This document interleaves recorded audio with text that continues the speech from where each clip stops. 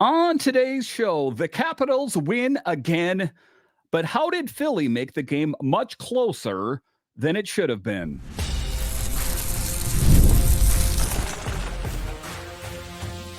Your Locked On Capitals, your daily podcast on the Washington Capitals, part of the Locked On Podcast Network.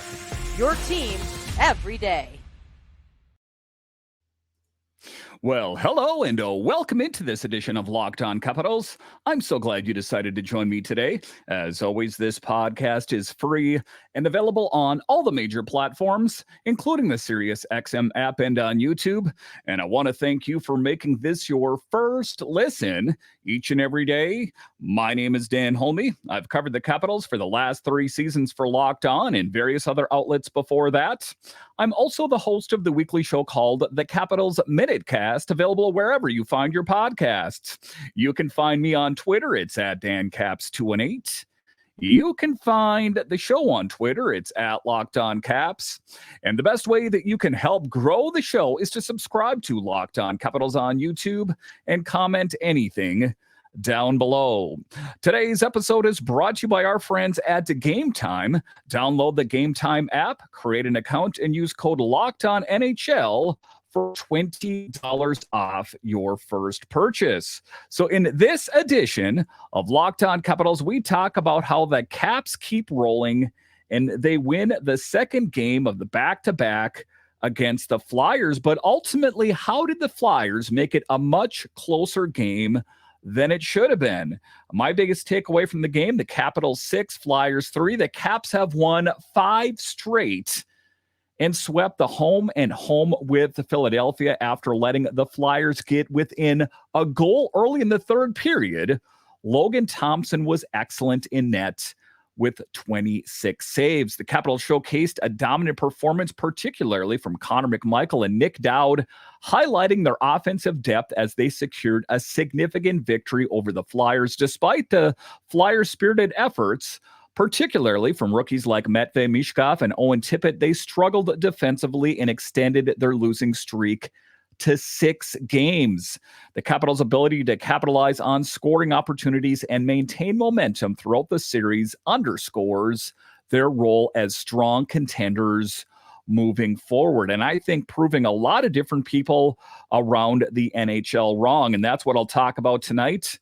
A little bit later, we'll talk about how did the Flyers ultimately make this a much closer game than it should have been. And then in the final segment, we'll talk about Tarek El-Bashir's comments about Matt Roy returning to the Capitals sooner than later. But just to get it going here, it did feel good for the Capitals to win again. It always feels good for the Capitals to win, but for them to win back-to-back games, this team is rolling, and they're getting scoring up and down the lineup from a lot of different players, and it's refreshing as a Capitals fan. For quite a long time, it was they would get scoring from one source or the other. Now that they're getting it up and down the lineup, it shows that this is truly a different team than it was, say, last year in particular. But just talking about the game tonight, there is a lot of optimism that abounds. But Connor McMichael, in particular, has shown the most growth here recently.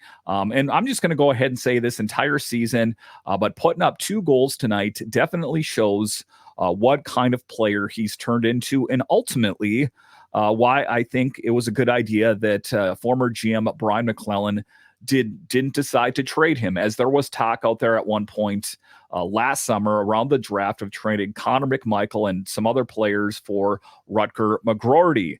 If you see, Rutger got sent back down to the AHL, and that's rather here nor there, but I'm ultimately happy that Connor McMichael is here and playing a huge role. Connor McMichael played a key role in the Capitals' 6-3 victory over the Flyers on Wednesday, scoring 2 goals and helping the team complete a successful home-and-home series sweep. This win followed a 4-1 victory in Philadelphia last night.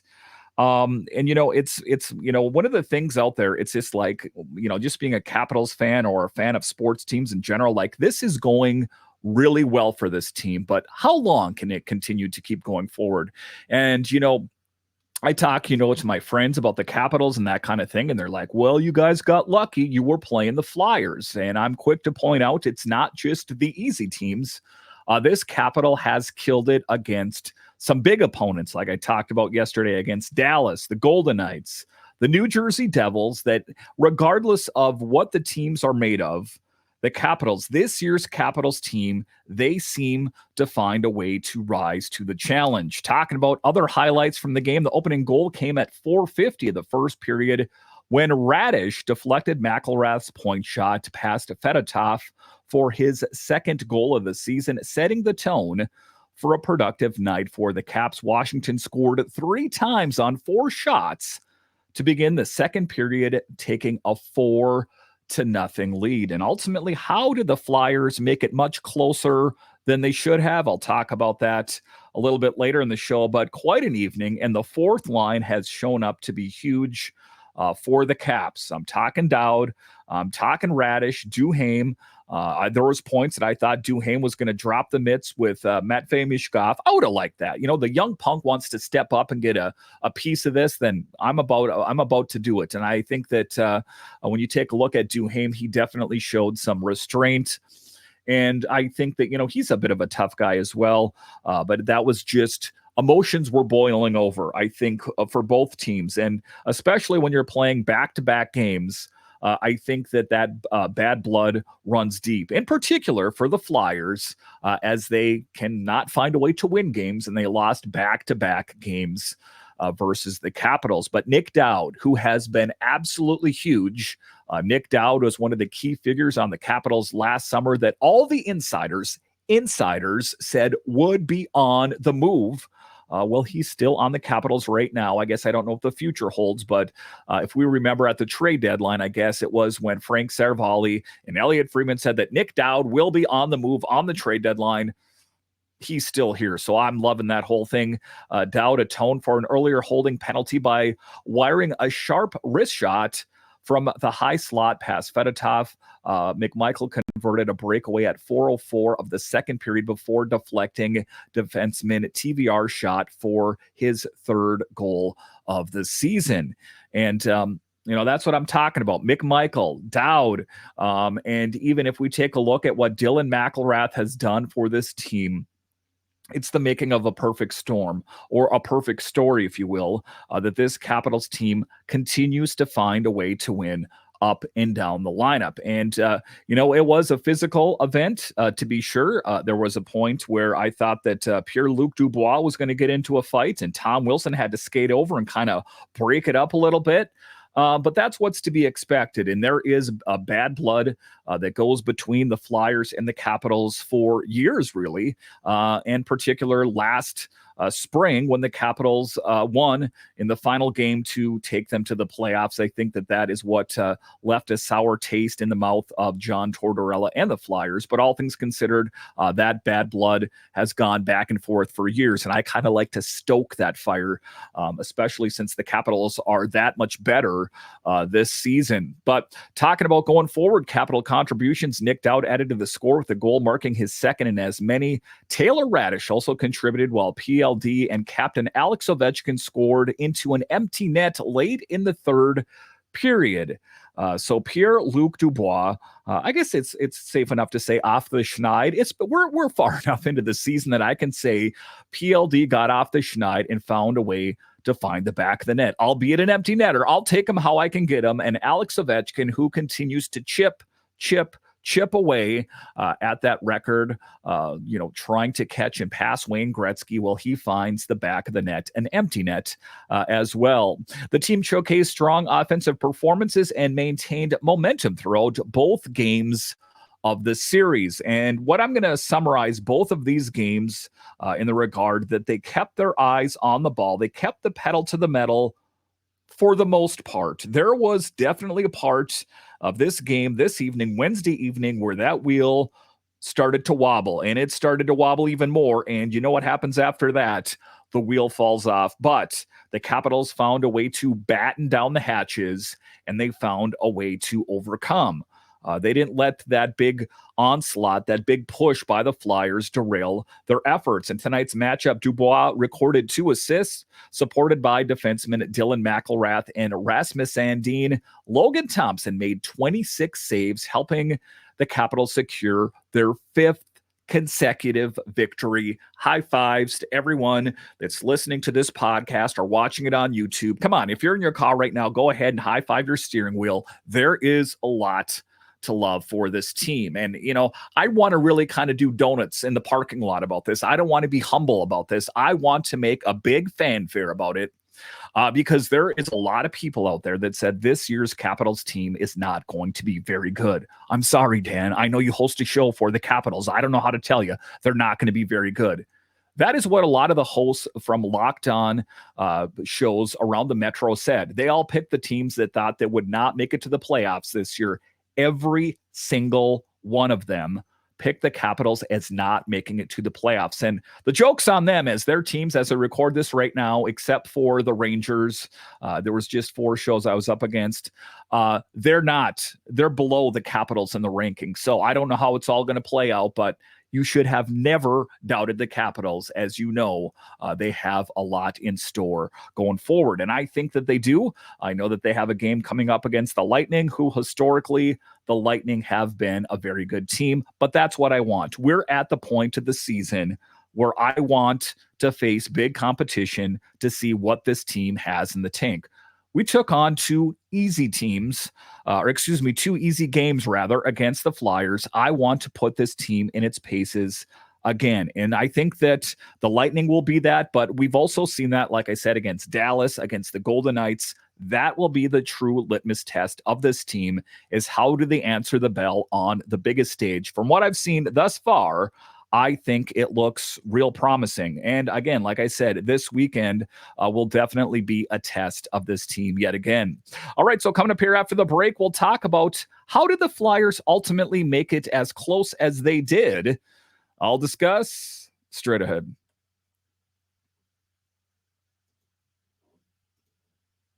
Hey, NFL fans, you can start the season with a big return on FanDuel, America's #1 sportsbook. So when you get a hunch in the middle of the game, you can check out the latest stats, view live play-by-play, and so much more on the same page where you place your bets. And there is a lot of football that's played on any given Sunday or Monday or Thursday, and sometimes you're into it. Say the Commanders are playing. Say the Ravens are playing. Well, you're already interested in that game, but say it's a weekend and your team isn't playing. How about open up the FanDuel app, put a little bit of money on the game? All of a sudden, the games get that much more exciting. You'll get started with $200 in bonus bets guaranteed when you place your first $5 bet. That's FanDuel.com.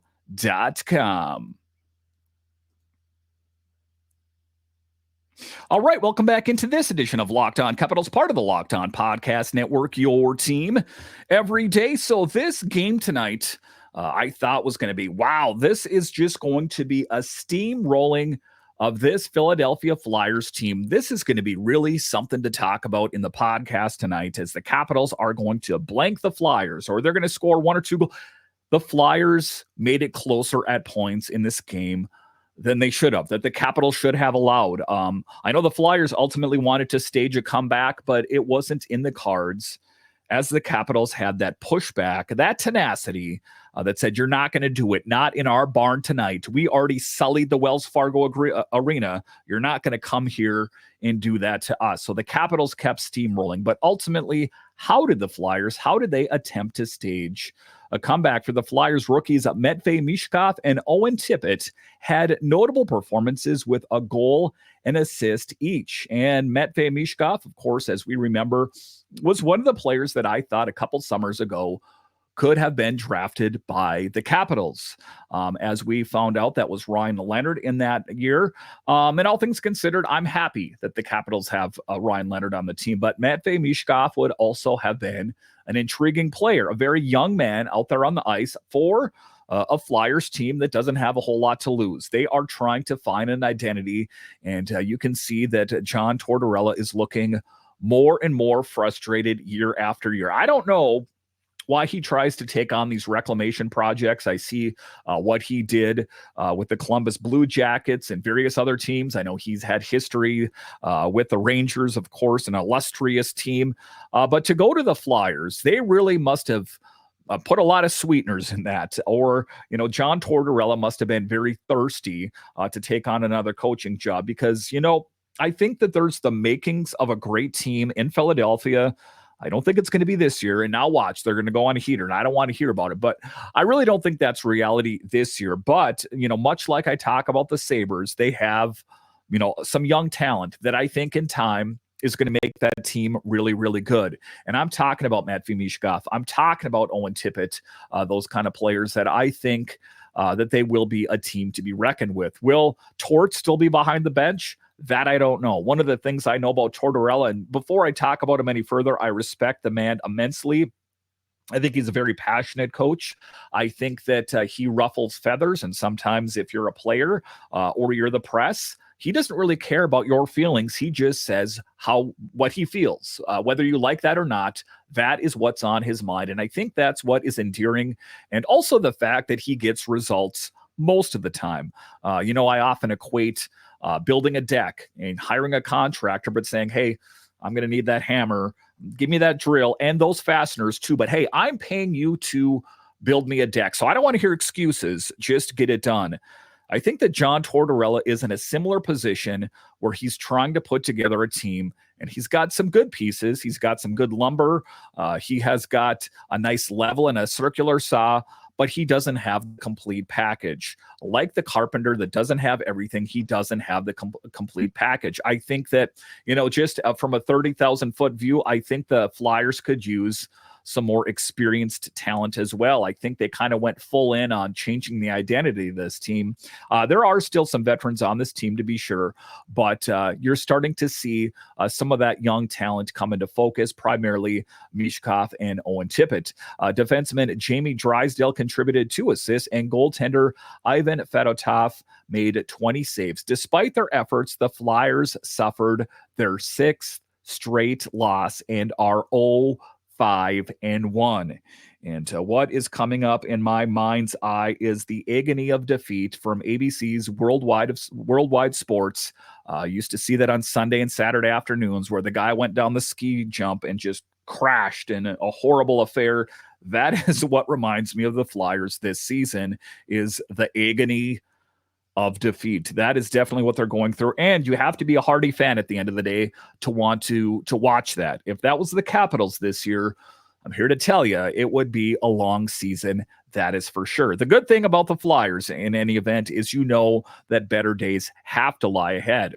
So by talking about positives for Philly, on a positive note for the Flyers, they excelled in the faceoff circle, winning 42 of 67 draws and going 2 for 4 on the power play, indicating some offensive promise. So ultimately, they did some things right. Ultimately, not enough things right to put them in the win column. And I don't care. I'm happy the Capitals won. But just to kind of contrast this series, talking about what the Capitals did right and what they did wrong, and what the Flyers did right and what they did wrong, at the end of the day, the Capitals did more things right, as they are in the win column and heading in the right direction. All right, so coming up here after the break, we'll talk about Matt Roy and when can we expect to see him on this team.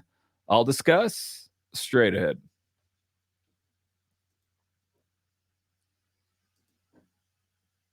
Game Time has a new feature called Game Time Picks that makes getting tickets for your favorite live events even easier.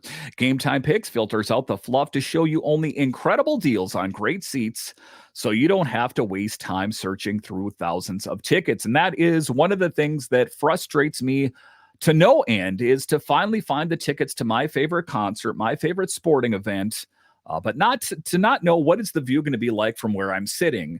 Am I going to find tickets in the first place? Take the confusion out of buying tickets with Game Time, and take the guesswork out of it as well. Download the Game Time app, create an account, and use code LOCKEDONNHL for $20 off your first purchase. Terms apply. Again, create an account and redeem code LOCKEDON NHL for $20 off. Download Game Time today. What time is it? game time. Prize Picks is the best place to get real money sports action. With over 10 million members and billions of dollars in awarded winnings, Prize Picks has made daily fantasy sports accessible to all. You just pick more or less on at least 2 players for a shot to win up to 100 times your cash. Run your game all season long with Prize Picks. You can win up to 100 times your cash on Prize Picks. Prize Picks is the only real money daily fantasy platform with an injury insurance policy, so your lineups stay in place even if one of your players gets injured. If your player leaves in the first half and doesn't return, Prize Picks keeps your lineups live. Sign up today and get a $50 instantly when you play $5. You don't even need to win to receive the $50 bonus. It's guaranteed. Download the app today and use code LOCKEDONNHL to get $50 instantly after you play. That's use code LOCKEDONNHL to get $50 instantly after you play your first $5 bet. Prize Picks, run your game.